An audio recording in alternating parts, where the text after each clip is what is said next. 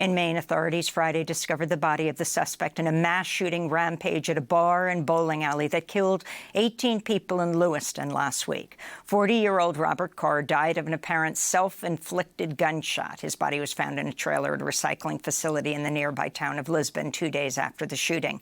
He'd reportedly recently been fired from the recycling center. A motive for the massacre is not known, though authorities say the shooter frequented the bar and bowling alley with his ex-girlfriend. Maine police were alerted last month that the Army reservist was a possible danger after he threatened to shoot up his military base. Local officials and residents of Lewiston express relief as they now reckon with the tragedy's aftermath. Leroy Walker, a city councilor, is the father of one of the 18 victims, Joseph Walker. Joe was the only one that would come up and hug me and say, "I love you, Dad, I love you, Dad." And sometimes I'd say, "I love you back." Sometimes I wouldn't say that. And he'd say, "I understand, Dad." But I didn't understand.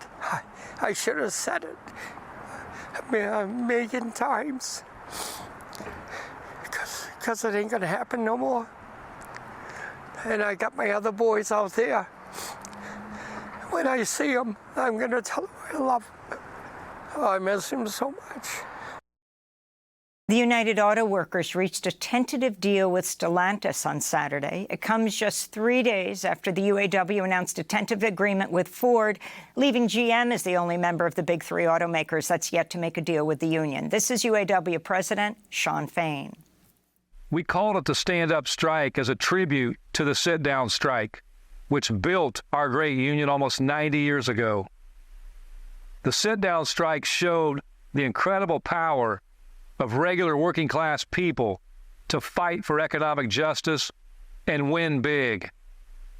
After 44 days of occupying the GM plant in Flint, Michigan, the UAW announced victory.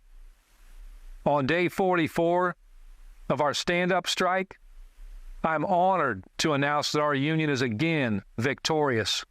The proposal includes reviving an Illinois assembly plant that had been shuttered since February and cost 1,200 UAW members their jobs. Some 5,000 jobs will be added to the Stellantis workforce, along with significant raises and end to tiered wages.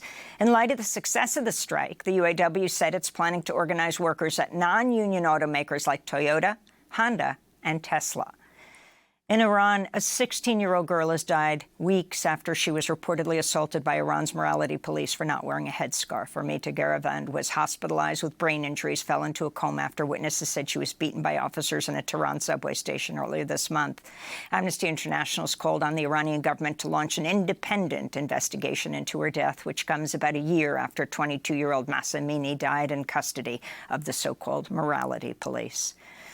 In Germany, 1,000 climate activists with the group Last Generation and Extinction Rebellion Netherlands blockaded a major road in Berlin Saturday. Some demonstrators glued themselves to the road's surface. Dozens were arrested in their latest act of peaceful civil disobedience as they demand the German government transition to a fossil fuel-free economy by 2030.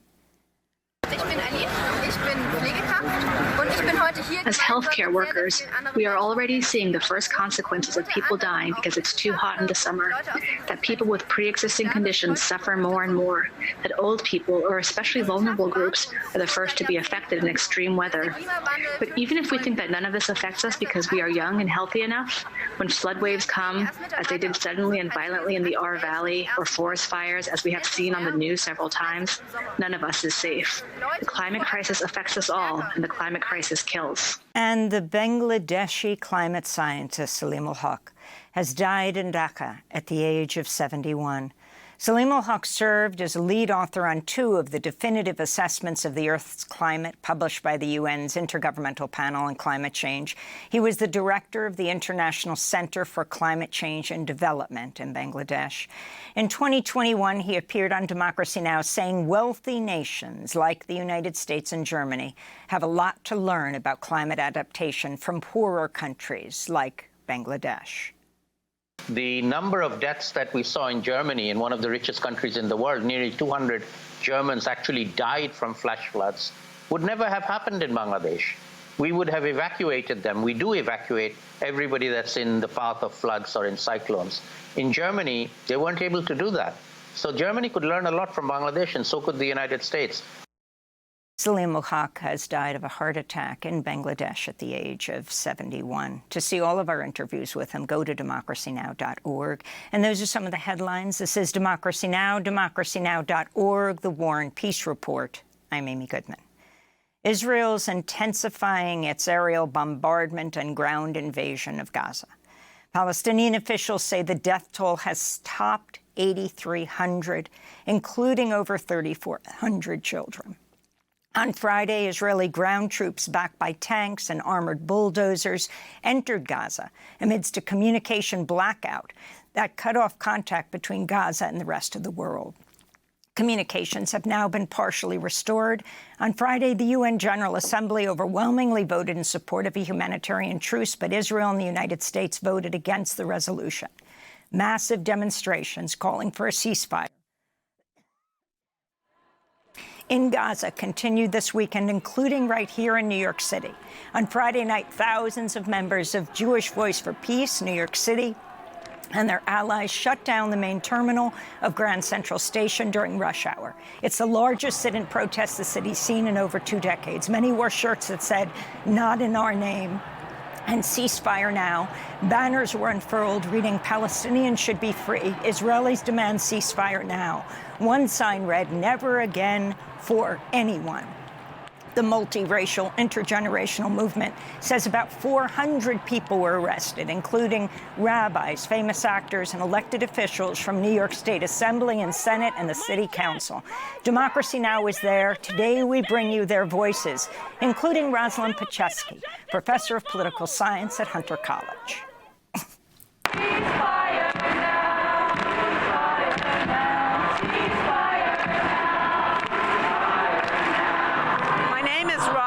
Paczewski. I'm here with maybe 1,000 others, a lot of us Jews, but we are here to protest the genocide that is happening in our name. It has to stop. We are crying every minute. When we listen to your show, we are crying. I have a dear friend, Mohammed, with his little family in Gaza. He almost got blown up today. We can't let this go on. We believe in justice and the right to live for everyone. But Palestinians have been the victims of oppression for 75 years, and it has to stop. That's why we're here, to say not in our name. I am older than the state of Israel. There's Jewish prayers in the background. The sun is going down, and it's the Jewish Sabbath. It is. And on Shabbat, we have to pray. We have to recommit ourselves to justice. I believe that Judaism and Jewish ethics, this is how I grew up thinking, are about justice and about Rabbi Hillel's statement, if I am not for myself, who am I? And if I'm only for me, what am I doing here? I glossed over it a little bit. And if not now, when? Now. Peace now. Ceasefire now. President Biden and Blinken, listen to what people are telling you, especially the young people and lots of Jews. Let Gaza live!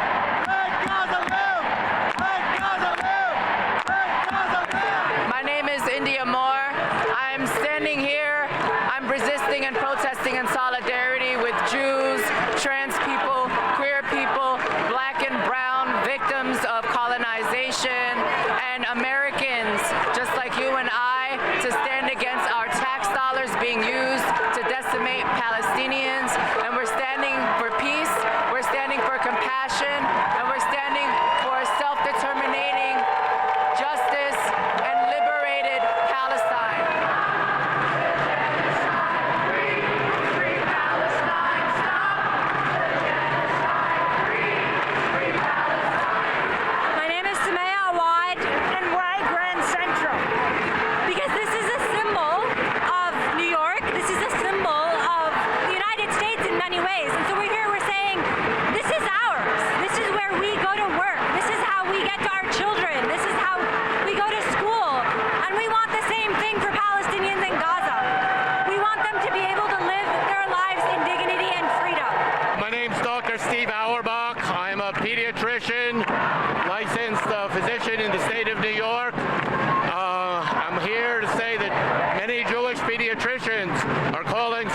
the killing of children and their families, calling for a ceasefire now and not in our name. I've never been prouder to be a pediatrician than when back on Friday, October 13th, thoroughly mainstream organization, the New York State chapter of the American Academy of Pediatrics, said that we stand with the children of Israel and the children of Gaza. We love all children, all families equally, and calling for an immediate ceasefire.